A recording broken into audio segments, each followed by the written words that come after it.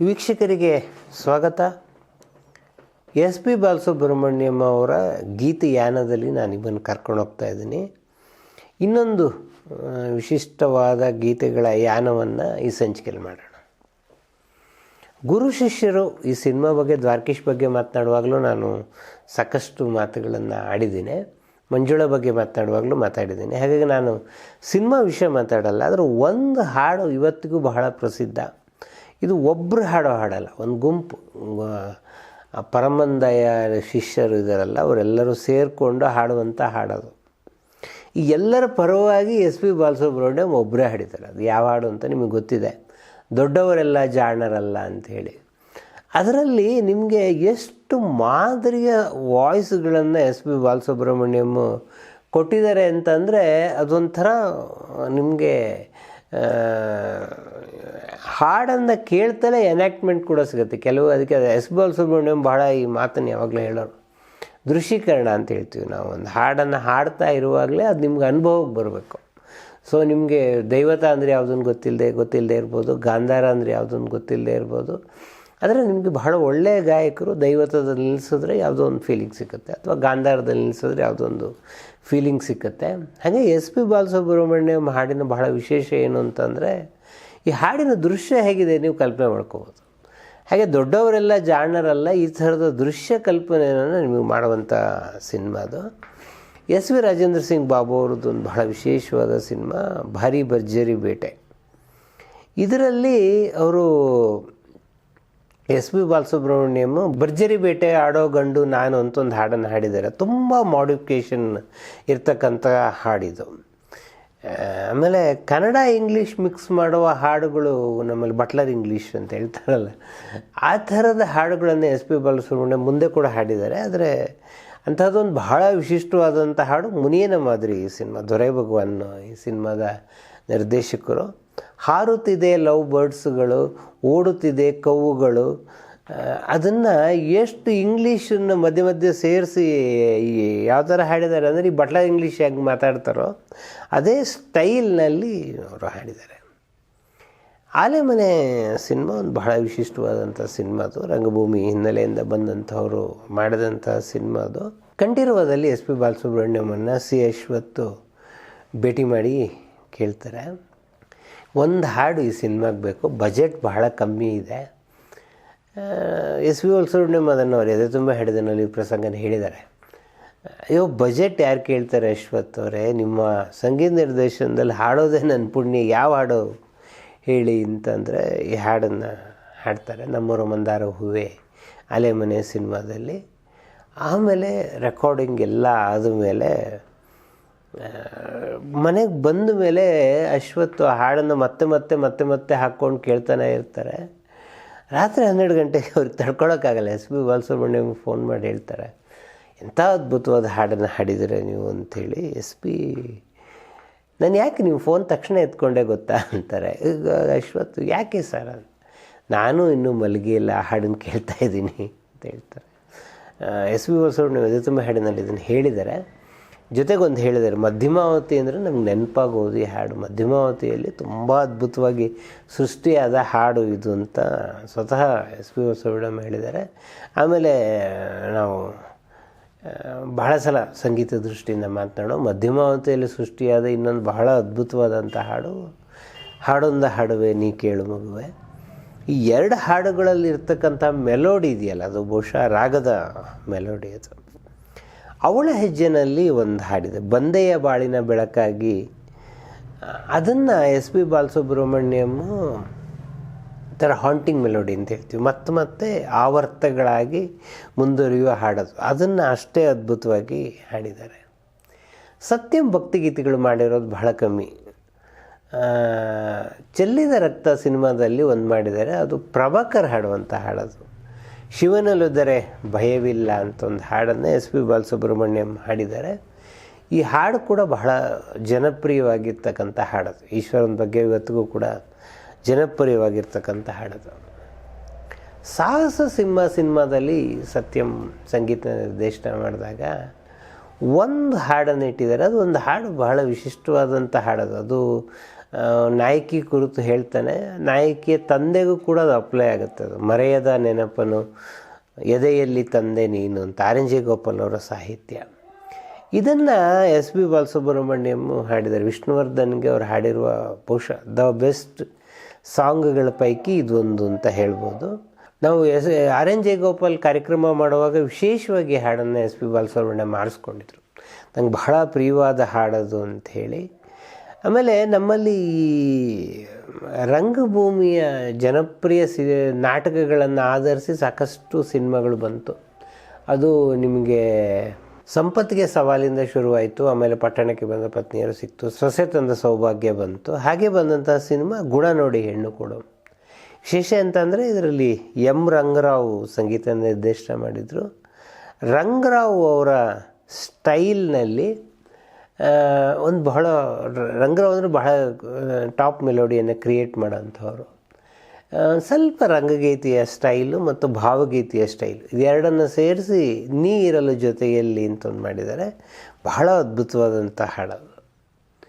ಹುಣಸೂರು ಕೃಷ್ಣಮೂರ್ತಿಗಳು ಭಕ್ತಿ ಸಿನಿಮಾಗಳನ್ನು ಮಾಡ್ಕೊಂಬಂದರು. ಅವರು ಲಾಸ್ಟ್ ಡೇಸಲ್ಲಿ ಮಾಡಿದಂಥ ಸಿನಿಮಾ ಭಕ್ತ ಜ್ಞಾನದೈವ. ಇದರಲ್ಲಿ ಜಿ ಕೆ ವೆಂಕಟೇಶ್ ಅವರು ಸಂಗೀತ ಕೊಟ್ಟಿದ್ದರು. ಬಹುಶಃ ಜಿ ಕೆ ವೆಂಕಟೇಶ್ ಅವರ ಕೊನೆಯ ಚಿತ್ರಗಳಲ್ಲಿ ಒಂದಿದು. ಇದನ್ನು ಬಹಳ ಅದ್ಭುತವಾಗಿ ಜಿ ಕೆ ವೆಂಕಟೇಶ್ ಇದನ್ನು ಈ ಸಿನಿಮಾದ ಹಾಡುಗಳನ್ನು ಸೃಷ್ಟಿ ಮಾಡಿದ್ದಾರೆ. ಭಕ್ತ ಜ್ಞಾನದೇವ ವಾಣಿಜ್ಯಿಕವಾಗಿ ಅಂಥ ಯಶಸ್ವಿ ಆಗದಿರೋ ಸಿನಿಮಾಗಳು, ಹಾಡುಗಳು ಮಾತ್ರ ಇದರಲ್ಲಿ ಇವತ್ತಿಗೂ ಅದ್ಭುತವಾಗಿದೆ. ಇದರಲ್ಲಿ ಎಸ್ ಪಿ ಹಾಡಿರುವ ಒಂದು ವಿಶೇಷವಾದಂಥ ಹಾಡು ನನ್ನಲ್ಲಿರುವ ಪರಮಾತ್ಮನನ್ನು. ಇದನ್ನು ತುಂಬ ಅದ್ಭುತವಾಗಿ ಆ ಸಿನಿಮಾಕ್ಕದು ಹೊಂದ್ಕೊಳ್ಳುತ್ತೆ. ಹಾಗೆ ಸಿನಿಮಾ ಬಗ್ಗೆ ಮಾತನಾಡುವಾಗ ಜಿಮ್ಮಿಗಲ್ಲು ವಿಷ್ಣುವರ್ಧನ್ ಅಭಿನಯಿಸಿರುವ ವಿಜಯ ಭಾಸ್ಕರ್ ಸಂಗೀತ ನಿರ್ದೇಶನ, ಕೆ ಎಸ್ ಎಲ್ ಸ್ವಾಮಿಯವರು ಮಾಡಿದಂತಹ ಸಿನಿಮಾ ಇದು. ಇದರಲ್ಲಿ ವಾಣಿ ಜಯರಾಮ್ ಜೊತೆಗೆ ಒಂದು ಎಸ್ ಪಿ ಬಾಲಸುಬ್ರಹ್ಮಣ್ಯಂ ಹಾಡಿದ್ದಾರೆ. ದೇವ ಮಂದಿರದಲ್ಲಿ ದೇವರು ಕಾಣಲೇ ಇಲ್ಲ, ನ್ಯಾಯ ಮಂದಿರದಲ್ಲಿ ನ್ಯಾಯವೂ ಸಿಗಲೇ ಇಲ್ಲ ಅಂಥೇಳಿ. ಇದು ಬಹಳ ಸ್ಟ್ರಾಂಗ್ ಹಾಂಟಿಂಗ್ ಮತ್ತು ಆ ಕಥೆಗೆ ಬಹಳ ಅದ್ಭುತವಾಗಿ ಹೊಂದ್ಕೊಳ್ಳುವಂಥ ಹಾಡಿದೆ.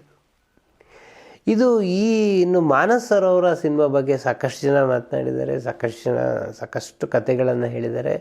ನಾನು ವಿಜಯ ನರಸಿಂಹ ಬಗ್ಗೆ ಮಾತನಾಡುವಾಗ ಹೇಳಿದ್ದೀನಿ. ನೀನೇ ಸಾಕಿದ ಗಿಳಿ ಹಾಡನ್ನು ಪುಟ್ಟಣ ಕಣಗಲ್ ಬರೆಸಿ ಅದನ್ನು ಎಸ್ ಪಿ ಬಾಲಸುಬ್ರಹ್ಮಣ್ಯಂ ಜೊತೆಗೆ ನನಗೊಂದು ಬಹಳ ವಿಶೇಷವಾದ ಫೀಲಿಂಗ್ ಬೇಕಯ್ಯ ಈ ಹಾಡಿನ ಜೊತೆಗೆ ಅಂತ ಅನ್ನುವಾಗ ಎಸ್ ಪಿ ಹೇಳ್ತಾರೆ, ಸರ್ ತುಂಬ ಆ ಥರದ ನಿರೀಕ್ಷೆ ಮಾಡಬೇಡಿ, ನಾನು ಇದರ ಆತ್ಮ ಏನಿದೆಯೋ ಅದು ಹುಡುಕಬೇಕು ಅಂತ. ವಿಜಯ ಭಾಸ್ಕರ್ ಇದನ್ನು ತುಂಬ ಚೆನ್ನಾಗಿ ಯಾವಾಗಲೂ ಹೇಳೋರು. ಬೇರೆ ಯಾರು ಗಾಯಕರು ಹೇಳಿದರೂ ಕೂಡ ಅದು ಒಂದು ನಿರ್ದೇಶಕರು ಏನೋ ಹೇಳಿದ್ದಾರೆ ಅಂತ ಹಾಡ್ಬಿಡೋರು. ಆದರೆ ಎಸ್ ಪಿ ಬಾಲಸುಬ್ರಹ್ಮಣ್ಯಂ ಹಾಡಿಗೆ ಏನು ಬೇಕು ಅಂತ ಹುಡುಕೋರು ಅವರು. ಹೀಗಾಗಿ ಅವರು ನೀನೇ ಸಾಕಿದ ಗಿಳಿಯಲ್ಲಿ ಒಂದು ಮೆಲೋಡಿ ಕೂಡ ತೊಗೊಂಬಂದಿದ್ದಾರೆ, ಒಂದು ಬಹಳ ಸ್ಟ್ರಾಂಗ್ ಆದ ಅರ್ಜುನ ತೊಗೊಂಬಂದಿದ್ದಾರೆ, ಬೇರೆ ಬೇರೆ ಭಾವನೆಗಳನ್ನು ತೊಗೊಂಬಂದಿದ್ದಾರೆ. ನನಗೆ ಎಸ್ ಜಾನಕಿ ಹೇಳಿದ್ದು ಒಂದು ಮಾತು ಯಾವಾಗಲೂ ನೆನಪಾಗುತ್ತೆ. ಜಾನಕಿ ಮೇಡಮ್ ಅದು ಯಾರೋ ಹೇಳಿದರು, ಎಸ್ ಪಿ ಬಾಲಸುಬ್ರಹ್ಮಣ್ಯಮನ್ನು ಜಾನಕಿ ಚಿತ್ರರಂಗಕ್ಕೆ ಕರ್ಕೊಂಡು ಬಂದರು ಅಂತ. ನಾನು ಜಾನಕಿಯವ್ರ ಸಂದರ್ಶನ ಮಾಡಿದ್ದೀನಿ, ಎಸ್ ಪಿ ಅವ್ರ ಸಂದರ್ಶನ ಮಾಡಿದ್ದೀನಿ. ಈ ಮಾತನ್ನು ಯಾವತ್ತೂ ಜಾನಕಿ ಹೇಳಿಲ್ಲ. ಜಾನಕಿ ಹೇಳಿದ ಕ್ರಮ ಏನು ಅಂತಂದರೆ, ಅವ್ರು ಹಾಡೋದಕ್ಕೆ ಶುರು ಮಾಡಿದ ಕಾಲದಲ್ಲೇ ನಾನು ಎಸ್ ಪಿ ಬಾಲಸುಬ್ರಹ್ಮಣ್ಯಂ ಅವರು ಬಹಳ ಶ್ರೇಷ್ಠ ಗಾಯಕರು ಅಂತ ಗುರುತಿಸಿದ್ದೆ ಅಂಥೇಳಿ ಅದನ್ನು ಅವರು ಎಸ್ ಪಿ ಅನೇಕ ಎದೆ ತುಂಬ ಹೇಳಿದ ಕಾರ್ಯಕ್ರಮದಲ್ಲಿ ಕೂಡ ಈ ಮಾತನ್ನು ಹೇಳಿದ್ದಾರೆ. ಹಾಗೆ ಅಣ್ಣವರು ಗಾಂಧಿನಗರದಲ್ಲಿ ಕಾಣದ ಊರಲ್ಲಿ ನೀ ಕುಳಿತಿರುವೆ ಹಾಡು ಬಂದಾಗ, ರೆಕಾರ್ಡಿಂಗ್ ಎಲ್ಲ ಮುಗಿದು ಸ್ಟುಡಿಯೋಗೆ ಬಂದಾಗ, ಈ ಹಾಡು ನೋಡಿ ಯಾರೋ ಬಹಳ ದೊಡ್ಡ ಗಾಯಕರು ಅಂದ್ಕೊಂಡಿದ್ದೆ, ಇಷ್ಟು ಚಿಕ್ಕ ಹುಡುಗನಯ್ಯ ನೀನು ಅಂತೇಳಿ ಎಸ್ ಪಿ ಬಾಲಸುಬ್ರಹ್ಮಣ್ಯಮನ್ನು ನೆನಪು ಮಾಡ್ಕೊಂಡಿದ್ದನ್ನು ಸ್ವತಃ ನಂಗೆ ಅಣ್ಣವರು ಹೇಳಿದರು, ಎಸ್ ಪಿನೂ ಕೂಡ ಹೇಳಿದರು. ತಿರುಗುಬಾಣ ಸಿನಿಮಾದಲ್ಲಿ ಒಂದು ಬಹಳ ವಿಶೇಷವಾದಂಥ ಹಾಡಿದೆ. ಸ್ವತಃ ಎಸ್ ಪಿ ಬಾಲಸುಬ್ರಹ್ಮಣ್ಯಂ ಅವರು ತೆರೆಯ ಮೇಲೆ ಕಾಣಿಸ್ಕೊಳ್ಳುವಂಥ ಹಾಡು ಇದೇ ನಾಡು ಇದೇ ಭಾಷೆ. ಅದು ಅವರಿಗೂ ವೈಯಕ್ತಿಕವಾಗಿ ಬಹಳ ಪ್ರಿಯವಾದಂಥ ಹಾಡೋದು, ಇದೇ ನಾಡು ಇದೇ ಭಾಷೆ ಅನ್ನುವ ಇದನ್ನು. ಸತ್ಯಂ ಕೂಡ ಈ ತೆರೆಯ ಮೇಲೆ ಕಾಣಿಸ್ಕೊಳ್ತಾರೆ. ಇದನ್ನು ಎಸ್ ಪಿ ಆವಾಗಲೂ ಹೇಳೋರು, ಅಂದರೆ ಗುರುಗಳು ಅಂತಲೇ ಕರೆಯೋರು ಸತ್ಯಮನ್ನು. ನಾನು ಮತ್ತು ಗುರುಗಳು ಒಟ್ಟಿಗೆ ಸ್ಕ್ರೀನ್ ಮೇಲೆ ಕಾಣಿಸ್ಕೊಳ್ಳೋಂಥ ಸಿನಿಮಾ ಇದು ತಿರುಗುಬಾಣ ಅಂತ ಹೇಳೋರು. ಈ ಹಾಡು ಕೂಡ ಇವತ್ತಿಗೂ ಬಹಳ ಪ್ರಸಿದ್ಧವಾಗಿದೆ. ಪಲ್ಲವಿ ಅನುಪಲ್ಲವಿ ಬಗ್ಗೆ ನಾನು ಸಾಕಷ್ಟು ಮಾತಾಡಿದ್ದೀನಿ. ಆರ್ ಎನ್ ಜೆ ಗೋಪಾಲ್ ಬಗ್ಗೆ ಮಾತನಾಡುವಾಗಲೂ ಮಾತಾಡಿದ್ದೀನಿ. ಈ ಸಿನಿಮಾದ ಎಲ್ಲ ಹಾಡುಗಳು ಕೂಡ ಬಹಳ ಅದ್ಭುತವಾಗಿದೆ. ಅದು ಮಣಿರತ್ನಂ ಅವರಿಗೆ ಒಂದು ರೀತಿಯಲ್ಲಿ ಮೊದಲ ಹೆಜ್ಜೆ ಇಡೋದಕ್ಕೆ ಕಾರಣಕರ್ತರಾಗ ಮಾಡಿದಂಥ ಸಿನಿಮಾ ಇದು. ಮಣಿರತ್ನಂ ಅವರ ತಂದೆ ಜಯಗೋಪಾಲಿಗೆ ಬಹಳ ಪ್ರಿಯವಾದಂಥವರು ಗೋಪಾಲ್ ರತ್ನಂ ಅಂತೇಳಿ. ಅವರು ನನ್ನ ಮಗನ ಒಂದು ದಡ ಸೇರಿಸ್ಬೇಕಯ್ಯ ಅಂತ ಹೇಳಿದಾಗ ಬಂಗಾರದ ಗಣಿ ಅಂತ ಒಂದು ಸಿನಿಮಾ ಆರಂಭಿಸಿದ್ರು. ಬಂಗಾರದ ಗಣಿ ಅರ್ಧಕ್ಕೆ ನಿಂತ ಮೇಲೆ ಮುಂದುವರೆದಿದ್ದು ಪಲ್ಲವಿ ಅನುಪಲ್ಲವಿಯ ಮುಂದುವರೆದ ಭಾಗ ಮೌನರಾಗಮ್ಮ, ಅದು ತಮಿಳಲ್ಲಿ ಬಂತು. ಆ ಸಿನಿಮಾ ಕೂಡ ಆರ್ ಎನ್ ಜಯಗೋಪಾಲ್ ಕೆಲಸ ಮಾಡಿದ್ದಾರೆ. ಪಲ್ಲವಿ ಅನುಪಲ್ಲವಿನಲ್ಲಿ ಏನಾಗುತ್ತೆ ಅಂತಂದರೆ ಎಲ್ಲ ಕನ್ನಡೇತರರು ಇದ್ದವರು, ಬಾಲಮಹೇಂದ್ರ ಇದ್ದರು, ಮಣಿರತ್ನಂ ಇದ್ದರು, ಅದರಲ್ಲಿ ಕಿರಣ್ ವೈರಾಲಿ ಇದ್ದರು, ಅನಿಲ್ ಕಪೂರ್ ಇದ್ದರು. ಎಲ್ಲರನ್ನೂ ಸೇರಿಸಿ ಆ ಸಿನಿಮಾ ಆಗೋದಕ್ಕೆ ಕಾರಣಕರ್ತರಾದಂಥವ್ರು R N Jayagopal. R N Jayagopal ಮೂಲತಃ ಸೌಂಡ್ ಇಂಜಿನಿಯರ್ ಆಗಿದ್ದರಿಂದ ಸೌಂಡ್ ಇಂಜಿನಿಯರ್ ಮಾತ್ರ ಬರೆಯಬಹುದಂಥ ಹಾಡು ನಗುವ ನಯನ ಮಧುರ ಮೌನ. ಇದರಲ್ಲಿ ಬಹಳ ಪಿಸುಮಾತೆ, ಇಡೀ ಹಾಡಿನಲ್ಲಿರ್ತಕ್ಕಂತಹದ್ದು ಪಿಸುಮಾತೆ. ಎಸ್ ಪಿ ಬಾಲಸುಬ್ರಹ್ಮಣ್ಯ ಮತ್ತು ಎಸ್ ಜಾನಕಿ ಇದನ್ನು ಎಸ್ ಪಿ ಯಾವಾಗಲೂ ನೆನಪು ಮಾಡ್ಕೊಳ್ಳೋರು. ಸ್ವತಃ ಜಯಗೋಪಾಲರೇ ಸೌಂಡ್ ರೆಕಾರ್ಡಿಂಗಿಗೆ ಬಂದು ಕೂತ್ಕೊಂಡ್ರು. ನನಗೆ ಹಾಡಿನ ಬಗ್ಗೆ ಒಂದು ಬಹಳ ದೊಡ್ಡ ಕನಸಿದೆ, ಅದು ಹಾಗೆ ಬರಬೇಕು ಅಂಥೇಳಿ. ಸೊ ನಾವು ಪ್ರತಿ ಸಲ ಅವರು ಒಂದು ಸಲ ನಂಗೆ ಜಯಗೋಪಾಲ್ ಈ ಹಾಡಿನ ಕಾನ್ಸೆಪ್ಟ್ ಹೇಳಿದ ಮೇಲೆ ನಂಗೆ ಅದು ಮನಸ್ಸಲ್ಲಿ ಪಕ್ಕ ಕುತ್ಕೊಂಡ್ಬಿಡ್ತು. ನಾವು ಆ ಥರದ ಮಾಡಿಫಿಕೇಷನನ್ನು ಕೊಟ್ಟಿದ್ದೀವಿ ಅಂಥೇಳಿ.